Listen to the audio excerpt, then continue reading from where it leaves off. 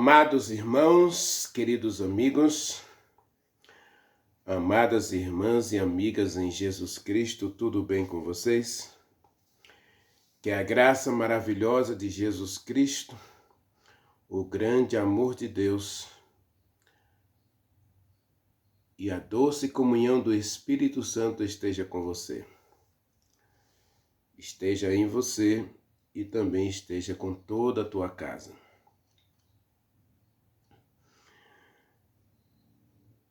Que o céu hoje derrame bênção sem medida sobre você. Amados,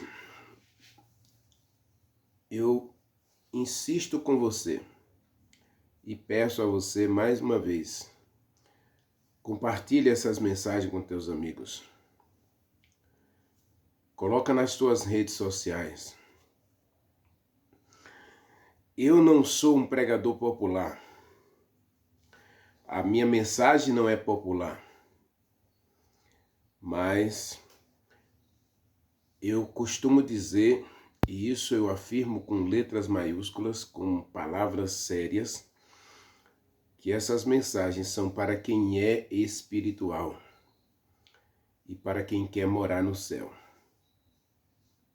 Não vou modificar a mensagem para ter likes, para ter seguidores. De que adianta ter 1 milhão de seguidores e não ter a perspectiva de que essas pessoas que estão me seguindo estão sendo moldadas pelo Espírito Santo. Mas lógico, eu espero que essa mensagem chegue a muitas pessoas, porque quanto mais pessoas assistirem essas mensagens, mais pessoas terão a possibilidade e a oportunidade dada ao Espírito Santo de entrar na sua vida, de modificar a sua história, de fazer a diferença na sua vida. O Espírito Santo anseia. João capítulo 4 diz que Deus está procurando adoradores, verdadeiros adoradores. Romanos capítulo 12, versículo 1 diz que Deus quer transformar a nossa mente, o nosso coração. Deus quer um culto racional, que agrade a Deus, que santifique a gente. Um culto santo, um culto que realmente exalte e glorifique a Jesus Cristo. Então, eu espero que minha mensagem alcance muitas pessoas. Eu já tive quase 400 visualizações em um sermão aqui sobre Daniel. Posso deixar o link para você assistir. É uma mensagem poderosa e temos muitas mensagens poderosas aqui. Eu tenho mensagem com 300 visualizações sobre o Espírito Santo. Eu tenho mensagens com quase 200 visualizações sobre a volta de Jesus Cristo. Então esse é um canal de pregação sobre o Espírito Santo, sobre a vida espiritual, sobre relacionamento com Deus, sobre a verdadeira religião, a religião individual, pessoal. Porque Pedro vai dizer, antes cresça na graça e no conhecimento de Jesus Cristo. Isso é religião individual, meu querido. Porque cada um de nós prestará conta de si mesmo a Deus. 2 Coríntios capítulo 5, verso 10. Então, eu espero que você compartilhe essas mensagens, deixe o seu like, se inscreva no canal e assista o vídeo até o final, para o seu próprio crescimento espiritual. Eu afirmo a você que meus vídeos não são para você substituir sua comunhão pessoal com Deus. Eu tenho dito isso muitas vezes e quero repetir isso várias vezes.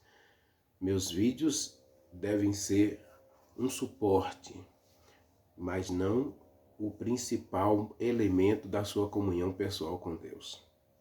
E não faça de nenhum vídeo a sua base de fé, por favor. A sua base de fé precisa ser a palavra de Deus. Nada mais. Sua base de fé precisa ser a palavra de Deus. Deus é contigo. Vamos orar? Maravilhoso Deus, meu querido Pai, Criador do céu e da terra, eis-nos aqui, Senhor, diante de Ti, e diante de Ti desejamos viver eternamente. Estamos na Tua presença e queremos, Pai, aprender do Senhor, ou melhor, ser ensinados pelo Senhor. Queremos abrir a Tua palavra e nesse momento nós Te pedimos que o Espírito Santo, Deus Consolador, Deus maravilhoso, que resolveu morar conosco, morar em nós, trabalhar em nós, por nós e através de nós, que Ele agora nos dê a iluminação necessária para a compreensão plena da Tua palavra, a fim de colocarmos em prática e vivermos a Tua palavra, e exaltarmos o Teu nome, e glorificarmos o nosso Deus.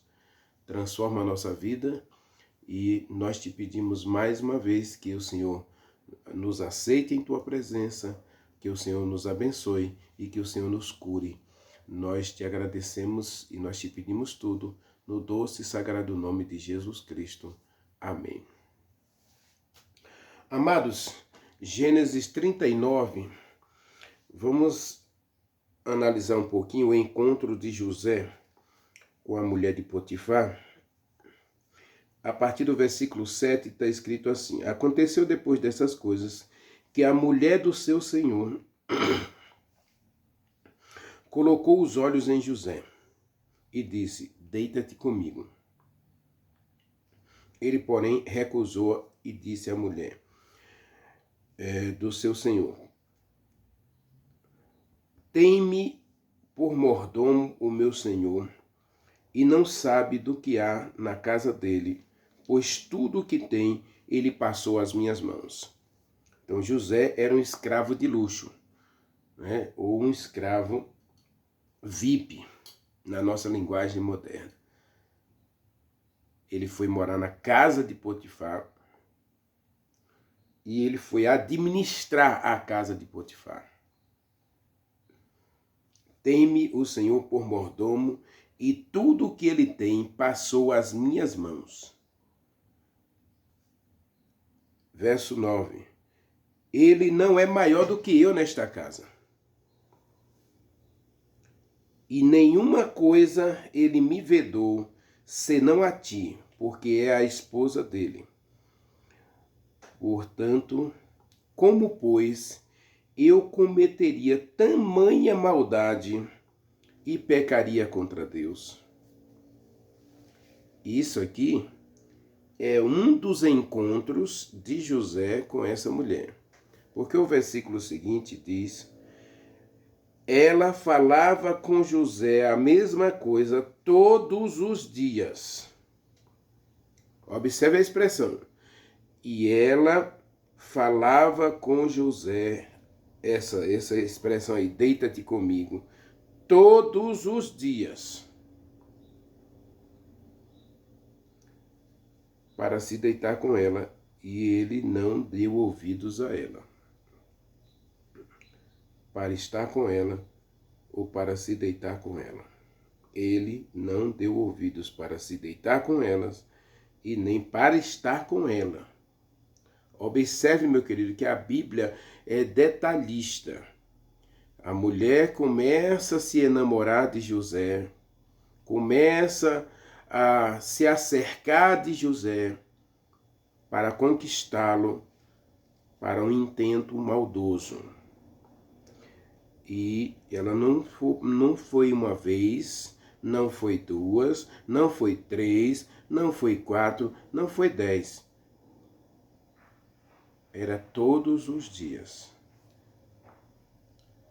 Ela não admirava a habilidade do José de ser um bom administrador, de ser um rapaz perspicaz, que fazia um excelente trabalho na casa do seu senhor. Ela colocou os olhos na aparência de José. na formosura de José. E com certeza José tinha aí um corpo escultural. E essa mulher colocou os olhos nele aí e começou a assediá-lo todos os dias. Sucedeu que certo dia, observe aqui, verso 11. Sucedeu que certo dia veio ele à casa para atender aos negócios e ninguém dos da casa estava presente. Eu não sei, era um feriado, alguma coisa, né? E então ela o pegou pelas vestes, verso 12, e disse-lhe: deita-te comigo. Ele, porém, deixando as vestes nas mãos dela, saiu, fugiu para fora. Vendo ela que ele fugira para fora, mas deixara as vestes nas mãos dela, chamou pelos homens da casa e disse: vejam, trouxe-me o meu marido, este hebreu, para insultar-me e veio até mim para se deitar comigo. Mas eu gritei em alta voz, e ouvindo ele que eu levantava a voz e gritava, deixou as vestes ao meu lado e fugiu para fora. Conservou ela as vestes dele até que o seu senhor chegasse em casa. Então falou a ele as mesmas palavras.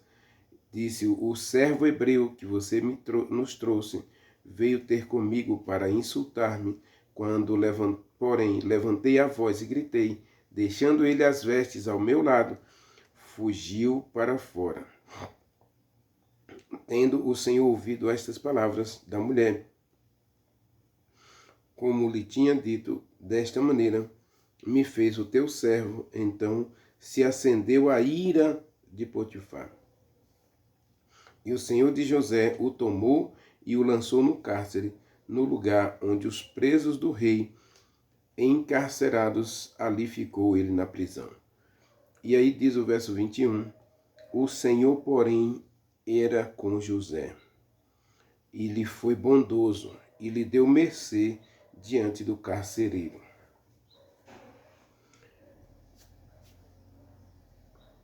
Na última mensagem, eu havia dito, nas duas últimas mensagens, eu havia dito que o caminho traçado por Deus para José não foi esse. Não sei como Deus faria para José chegar a governador do Egito. A verdade é que ele se tornaria líder em toda aquela região, talvez não no Egito, na própria terra de Canaã. Ele seria líder e Deus cumpriria seus propósitos na vida de José, que o propósito era torná-lo uma espécie de salvador. Isso eu sei que Deus faria. Deus mostra um caminho para José.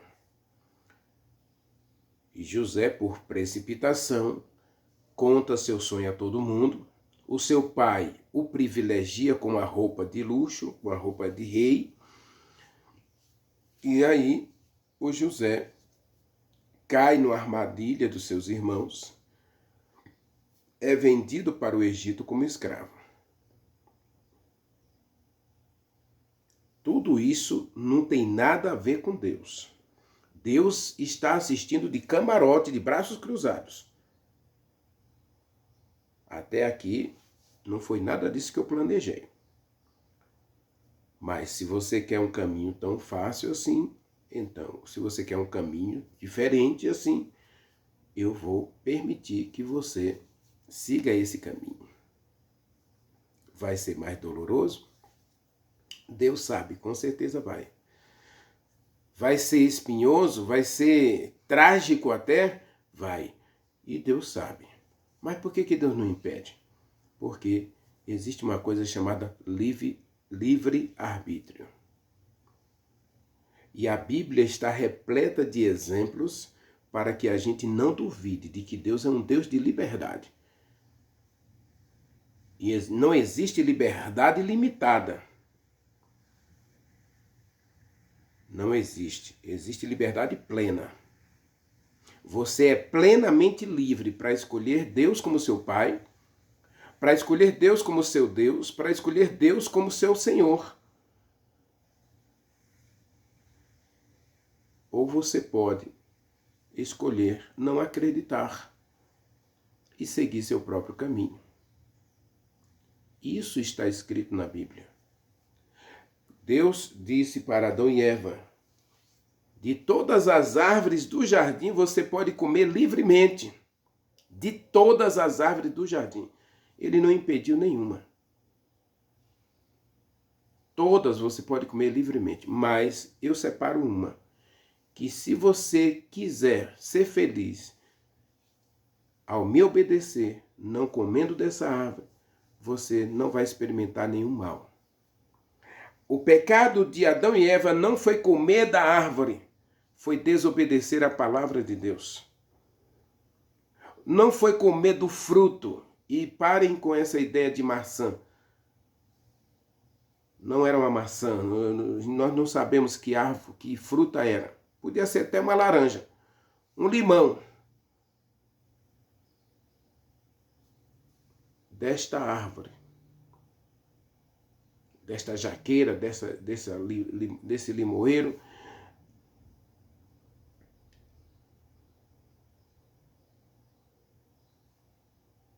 Desse abacateiro, dessa mangueira, eu gostaria que você ouvisse a minha voz. É uma prova de fé que eu vou dar para você. Vou separar essa árvore aqui.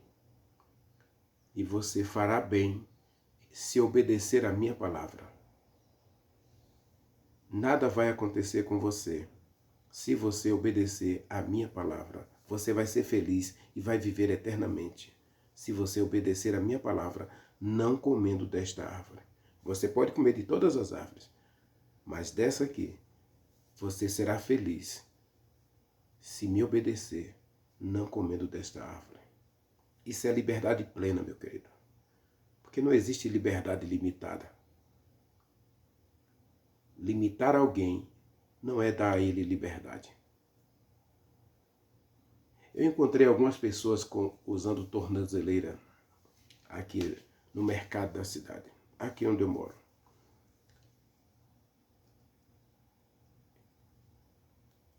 Essas pessoas são livres? Não, elas não são livres, porque elas são monitoradas 24 horas. E a partir do momento que existe uma linha para ela, se ela passar daquela linha, ela ouve uma sirene tocar atrás dela. E ela volta para a prisão. Então isso não é liberdade.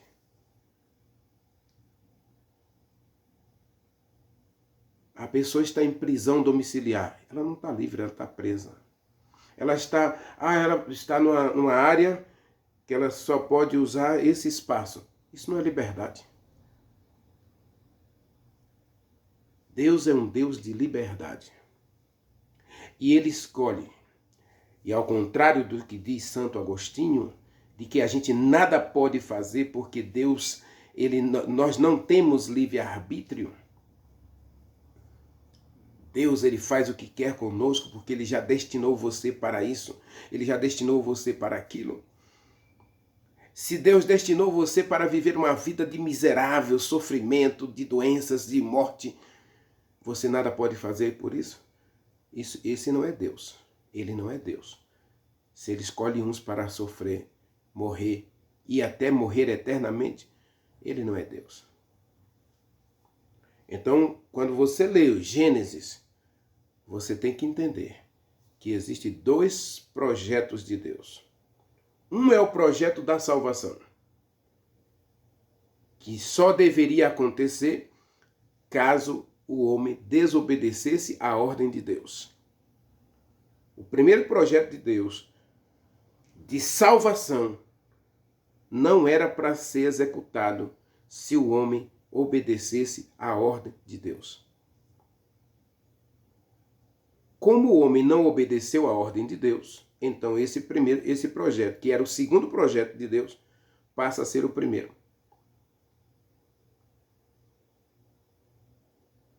E para cumprir o primeiro projeto de Deus, porque o homem desobedeceu, Deus então lança o segundo projeto, que é trazer o descendente para cá. Gênesis 3,15.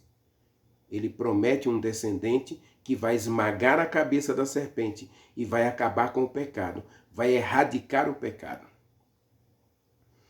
Isaías, capítulo 53, versículo 11. Leia comigo. Então Deus tem dois projetos para o ser humano. O primeiro projeto, infelizmente, é o projeto da salvação por causa do pecado. Então Deus tem que salvar o ser humano. Ou ele destrói o ser humano. Ou ele mata o ser humano, ou ele morre pelo ser humano. Porque o salário do pecado é a morte. E não existe perdão para pecado. Pecado não se perdoa, pecado se paga. E o pagamento, meu querido, leia o livro de Levítico, capítulo 1 a 5, você vai ver que Deus diz, quando o homem pecar, um cordeiro precisava ser morto. E não era o sacerdote quem matava o cordeiro, era o pecador que colocava a mão esquerda sobre a cabeça e com a mão direita ele esfolava o animal para derramar o sangue sobre a terra e sobre a bacia, para aspergir nos altares do templo, sobre o pecador e sobre as cortinas do santuário. Era transferência de responsabilidade. Deus recebia o pecado, porque o santuário representava a presença de Deus. Isaías 53, versículo 11 está escrito: Ele verá o penoso trabalho da sua alma e ficará satisfeito. O meu servo, o justo, com o seu conhecimento, justificará a muitos. Veja que ele não vai justificar a todos, mas a salvação é para todos, né? Ele justificará a muitos, porque levará sobre si mesmo os pecados deles. Então, quando Adão e Eva desobedeceu a Deus, então entra em ação o projeto de Deus. Primeiro projeto de Deus, salvar o homem do pecado. Ou ele faz isso, ou ele muda a lei. E se Deus muda a lei, ele justifica o diabo. E o diabo então volta para o céu e vai governar no lugar de Deus, como se fosse o próprio Deus. Segundo Tessalonicenses, capítulo 2, que ele se assenta na casa de Deus, ostentando-se como se fosse o próprio Deus. Então, se Deus muda a lei, como alguns hoje dizem que Deus mudou a lei, que Deus revogou a lei, revogar a lei, meu querido, é justificar todas as ações do diabo, inclusive justificar o pecado de Adão e Eva. Então, por causa da desobediência, entra em ação o plano da salvação. E para entrar o plano da salvação, vem então o segundo projeto de Deus, é enviar o descendente para salvar o pecador. E é isso que Gênesis apresenta. Gênesis apresenta os dois projetos de Deus. Primeiro projeto, salvar do pecado. E para salvar do pecado, o Cordeiro de Deus precisa ser morto. Gênesis capítulo 3, Deus vai vestir Adão e Eva de pele de animal. Então o animal precisou ser morto.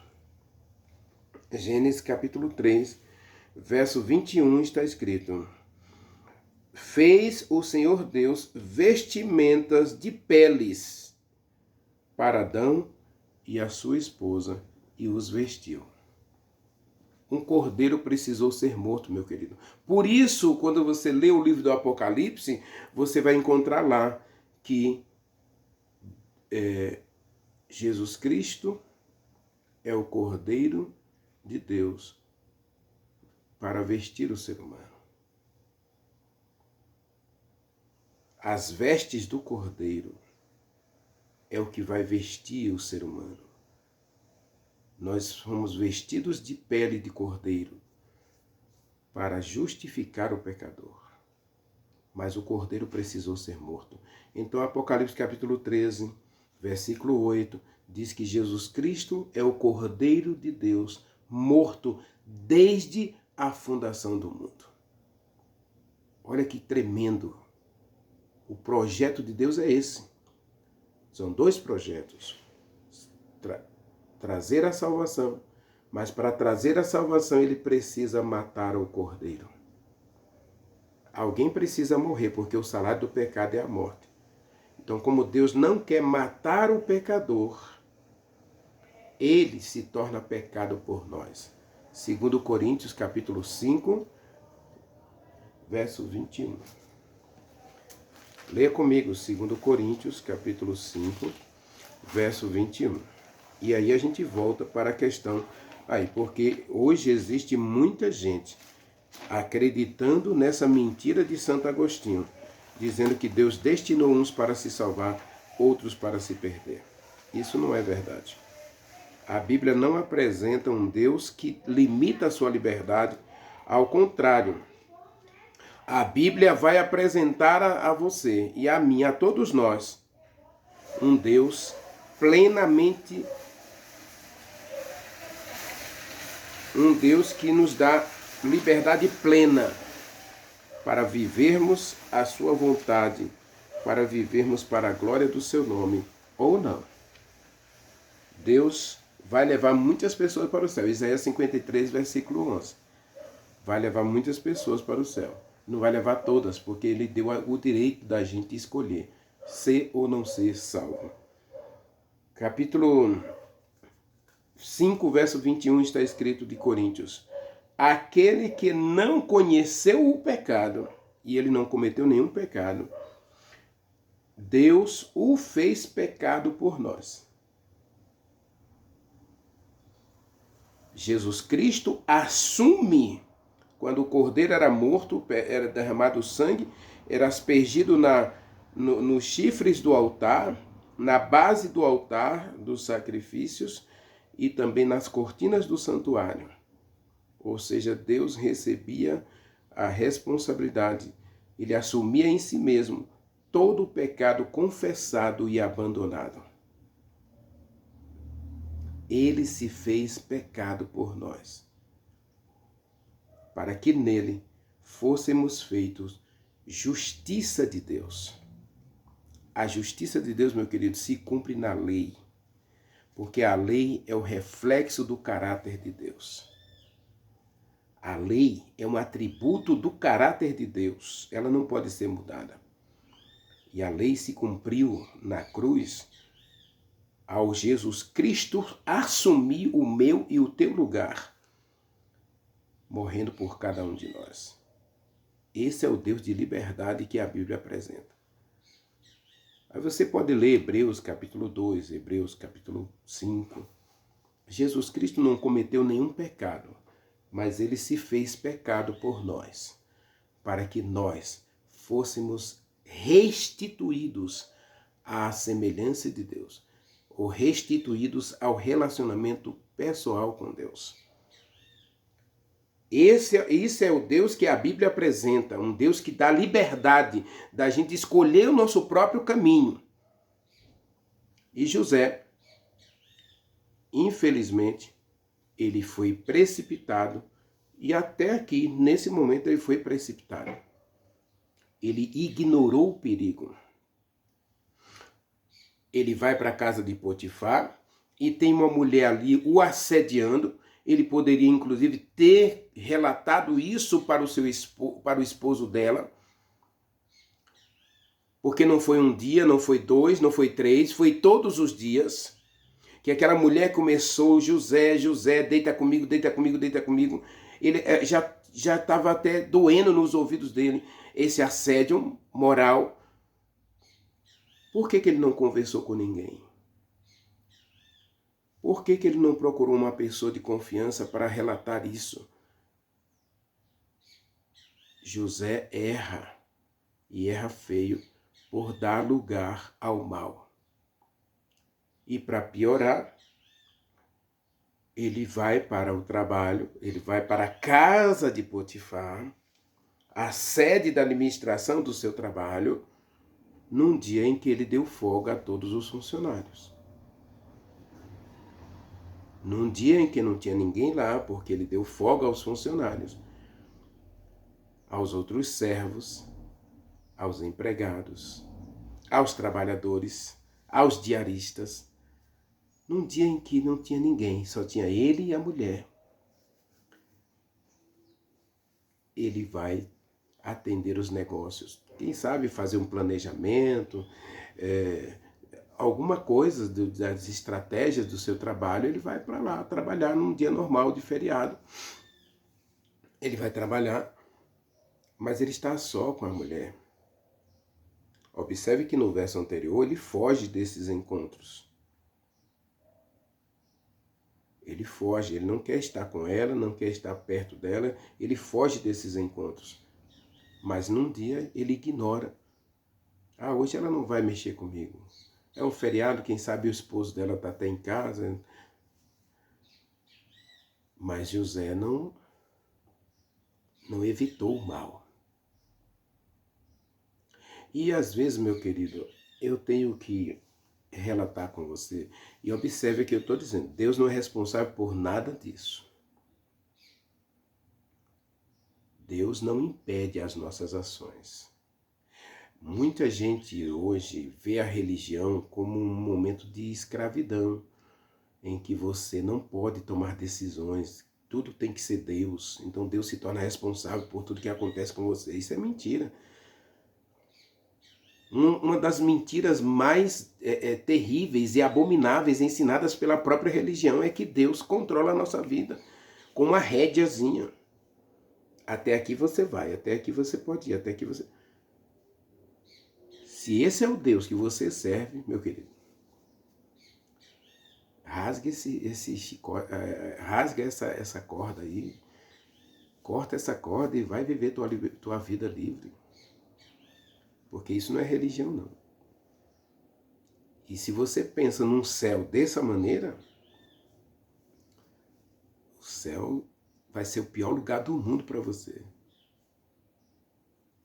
Eu até já disse aqui, se você não vive um céu hoje, o céu de amanhã é irrelevante. O céu de amanhã para você vai ser dor, sofrimento, tormento. Diz o livro Caminho a Cristo que se você não tem o céu em seu coração hoje,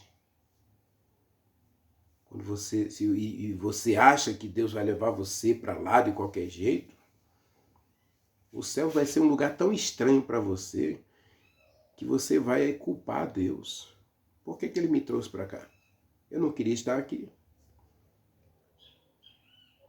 Então, quando o Santo Agostinho diz que a gente não pode fazer nada, que Deus faz tudo, que a gente não pode nem resistir às ações de Deus, aí então Deus pega o Renivaldo, que nunca pensou no céu, nunca quis o céu, nem o céu foi uma realidade para ele, porque parece um lugar muito estranho, muito enfadonho. Aí Deus me coloca lá no céu. Não, eu quero você aqui, porque eu destinei você para se salvar. Eu vou olhar para ele assim, mas quem deu a você o direito de escolher o meu destino? Eu não queria estar aqui. Isso aqui é estranho para mim. Até você é estranho para mim. E onde fica Mateus 7,21, onde Jesus Cristo diz que muitos olharão para ele naquele dia e dizem: Senhor, Senhor, eu fiz tudo no teu nome, eu vivi uma religião de faz de conta e eu fiz milagres, eu fiz tanta coisa para o Senhor. Ei, não conheço você. Onde fica Mateus capítulo 25? Onde as moças chegam perto de Jesus Cristo e dizem: Senhor, abre a porta para mim. E ele vai dizer: não conheço você. Não te conheço. Então eu volto a repetir. José poderia ter evitado tudo isso? Poderia. Agora, lógico que a gente não vai isentar aqui a culpa do Jacó, a culpa dos irmãos de José. Não vamos isentar a culpa de ninguém. Todos eles cometeram erros. Jacó, ao preferenciar o seu filho, ao dar a ele a primazia, dar a ele o primeiro lugar, ao escolher seu filho como o primeiro dos irmãos, amar mais a ele do que todos os outros. E essa cadeia de acontecimentos vai se desencadear em tragédias. Vai gerar um conflito familiar, e desse conflito familiar vem a questão da violência, né? Os irmãos vai lá, tira aquela roupa, rasga, joga ele no poço, e a raiva era tão grande, o ciúme era tão grande que eles queriam matá-lo. E não se esqueça, tudo isso é fruto da poligamia. Se o Jacó tivesse aceitado a ideia maluca lá, né, a lambança do Labão, né, se ele tivesse aceitado, não, já que você escolheu Lia para mim, eu vou ficar com ela, né, como Moisés, o pai das meninas lá, ele tinha 7 filhas, ele escolheu uma para Jacó e para Moisés, e com certeza escolheu a mais velha, a Zípora, a primogênita das filhas. Ele não tinha filhos, né? Ou não tinha filhos homem, só tinha filha mulher. Então ele escolheu uma das 7 e deu a Moisés. E Moisés aceitou o plano. Então é assim que acontece. Mas Jacó foi, não, eu quero é Raquel. Eu quero é Raquel. Então agora já estava casado, já tinha dormido com Lia. Ele casou com Lia. Primeiro ele casou com Lia. Então Lia é a primeira esposa dele. E para Deus é a única. Tanto é que é a única que vai ressuscitar ao lado dele lá na sepultura de Abraão. Quem vai ressuscitar e quem trouxe o descendente foi Lia. Mas esses são erros que vão acontecendo e Deus não aprova a poligamia. Mas ele vai cumprir seu plano, apesar dessas balbúrdias, apesar dessas picuinhas e mazelas que o ser humano apronta para si mesmo, Deus cumpre o seu projeto. Meu projeto vai se cumprir. Assim como a gente tem que ter certeza, meu querido, Jesus Cristo vai voltar, apesar dos acontecimentos mundiais. O ser humano pode fazer o que quiser, mas a história conta que no final Deus é o vencedor e ele vai trazer a justiça para a terra, porque ele fez justiça ao matar seu próprio filho para salvar o pecador. Deus dá a liberdade de você escolher onde você quer chegar. Ele só diz, eu vou estar com você, mas não vou interferir nas suas decisões. E José vai trabalhar num dia em que não tem ninguém em casa. Ele se expôs ao perigo.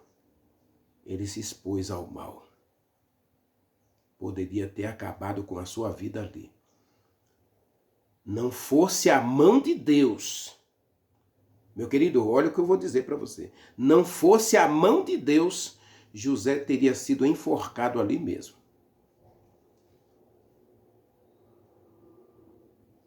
Agora, a mão de Deus vai agir na história. E José não é enforcado, mas ele é mandado para a prisão, para ver o que eu vou fazer com ele depois. O Potifar já estava decidido a matar José, mas eu vou dar um tempo para ele. É como acontece nos Estados Unidos, quando a pessoa é condenada à morte, ela vai para a prisão e ela fica aguardando a sentença. Então aí às vezes passa até 5 anos antes da pessoa ser eletrocutada, né? Nos Estados Unidos, ou ela é eletrocutada, ou ela é morte por injeção letal. Então, antes de aplicar a injeção letal ou ligar a pessoa a uma máquina para ela receber um choque elétrico que cause a sua morte, a parada cardíaca, existe um período de tempo. Então José vai para a prisão enquanto se aguarda a sentença de morte para ele. Aí o que Deus faz? Deus está com José na prisão. E ali na prisão, José começa a administrar a prisão e começa a fazer tão bem aos presos, começa a cuidar tão bem dos presos, que o Potifar desiste de enforcá-lo. José, Deus conserta o erro de José. Deus não vai passar a mão na cabeça. Deus não evitou a prisão. Agora Deus vai usar a prisão para consertar o erro de José, de estar sozinho com aquela mulher. Vai para a prisão. A prisão poderia ser evitada? Eu disse na mensagem anterior. Poderia. Nas duas mensagens anteriores. José não precisava ser escravo e ele não precisava ser preso. Mas às vezes nossa precipitação nos leva a tomar decisões equivocadas. E aí Deus entra em ação. Porque ele tem um projeto.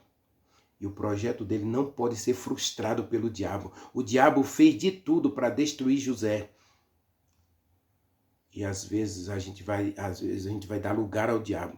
Cuidado, porque Efésios capítulo 4, verso 26, meu querido, Deus é muito taxativo. Não dê lugar ao diabo. Não dê lugar ao diabo. Porque o diabo está querendo só uma brechinha, só um preguinho, só uma janelinha, só um buraquinho na parede, para ele destruir a tua vida. Quem sabe é um filme, quem sabe é uma cena, quem sabe é um livro, uma amizade, um baguinho, uma viagem. Deus, ele quer evitar esses caminhos tortuosos da sua vida, mas ele não vai impedir, se você quiser fazer isso. Quantos jovens eu tenho visto sucumbir na fé e na vida por causa de uma experiência, por causa de um momento. O jovem diz para a namorada: se você me ama, durma comigo. E ela vai cair na prova de amor. No dia seguinte, a sua cama está vazia, porque ele já foi para outra experiência. Foi perguntar para outra se ela também o ama. Quantas moças grávidas acabam sozinhas, tendo que recorrer ao aborto para diminuir a vergonha, diminuir a decepção. Quantos rapazes que têm o seu futuro destruído por causa de uma experiência com droga. Quantas pessoas, quantos casais destruídos por causa de uma experiência fora do casamento. Quantas pessoas a gente encontra caída na rua por causa de uma dose de bebida. Só um golinho não vai fazer mal. Quantas pessoas, meu querido, estão com o futuro arruinado por causa de um momento, de uma escolha equivocada, de uma decisão precipitada. E não comece a culpar a Deus por isso. Nunca mais diga que foi Deus quem quis isso. Nunca mais diga que foi Deus quem planejou isso. Não, porque o plano de Deus era que Adão e Eva vivessem eternamente. Podem comer de toda a árvore do jardim livremente, mas se você quer ser feliz, obedeça a minha voz. Siga a minha palavra. Nem só de pão viverá o homem, mas de toda a palavra que sai da boca de Deus. A prisão de José foi a única solução que Deus viu mais viável para poupar a vida dele e cumprir nele o seu projeto. Que não era de trazer o descendente, mas de salvar seus irmãos. Salvar o pai do descendente, Judá. Então, por causa de Judá, para salvar a descendência de Judá, Deus manda José para a prisão. Deus manda José para a prisão. Potifar, ele quer enforcar José, mas Deus manda José para a prisão. E lá na prisão, Deus muda a situação de José. Deus muda a sentença de José. Em vez de matá-lo, deixa ele aí cuidando da prisão. Quantos anos José passou na prisão? Eu acredito que ele passou pelo menos, meu querido, 8 anos na prisão. No mínimo, 8 anos na prisão. Poderia ter evitado a prisão? Poderia. Ele poderia ter evitado a prisão. Mas a prisão foi o remédio de Deus para salvar a vida de José, inclusive a vida dos irmãos de José. O diabo queria frustrar o plano de Deus. Para o diabo, o diabo vai usar a mulher de Potifar para destruir José. Mas José não quer pecar contra Deus. Essa questão das vestes aqui, as vestes não estão rasgadas, mas ele deixa as vestes nas mãos dela. Eu não entro nesse detalhe, porque para mim José, ele teve um momento de fraqueza aqui. Para mim, José teve um momento de fraqueza, mas ele foi tocado pelo Espírito Santo a não ir adiante com o pecado, e ele foge para não pecar contra Deus. Tudo isso poderia ter sido evitado se ele naquele dia tivesse levado alguém consigo para o trabalho, ou antes disso tivesse procurado alguém, buscado ajuda para resolver esse problema, para acabar com esse assédio. A verdade é que a prisão foi o remédio que Deus usou. Foi a solução encontrada por Deus para cumprir seu projeto em José e salvá-lo da morte, da condenação, do enforcamento. Deus vai fazer isso também na tua vida. Não sei se você precisa chegar tão longe, chegar ao fundo do poço. Eu ouvi recentemente uma história de um rapaz que ele foi parar na prisão porque ele tomou algumas decisões erradas na sua empresa, desviou o dinheiro da empresa e acabou preso. Uma decisão errada, meu querido, uma escolha equivocada traz futuro desastroso. Eu não sei qual decisão está levando você para o buraco, para o fracasso, para essa vida que você está vivendo que não é vida. Mas Deus, Ele aponta um caminho novo para você. Escolha hoje servir a Deus. Porque assim como Deus livrou José através da prisão, Ele pode livrar você de qualquer buraco que você tiver metido nele. Mesmo que você tenha caído, mesmo que você tenha destruído sua vida ou a vida de alguém, mesmo que você tenha destruído o futuro de alguém, Deus perdoa você. Ele quer mudar a tua história. Ele quer conduzir você. Porque Ele tem um plano para você. E Ele vai cumprir esse plano se você abrir o coração. Se você der lugar a Ele. Se você disser que Ele é teu Pai, Ele é teu Deus, Ele é o Senhor da tua vida. Ore comigo. Maravilhoso Deus, meu Pai, Criador dos céus e da terra, obrigado porque o Senhor é um Deus de liberdade. E como o Senhor age na liberdade humana, muitas vezes o Senhor está aí para consertar os nossos erros quando a gente se volta para o Senhor. Quando a gente busca o Senhor enquanto pode achar, enquanto ainda é tempo. Portanto, meu Deus, obrigado pela graça maravilhosa de Jesus Cristo que veio morrer em nosso lugar. E ainda hoje Ele está disposto a curar a gente, a aceitar a gente, a modificar a gente, a transformar nossa vida. Ele está disposto a abençoar-nos. Portanto, Pai, aceita-nos, abençoa-nos e cura-nos. Nós oramos, nós te agradecemos em nome de Jesus Cristo. Amém. Amém.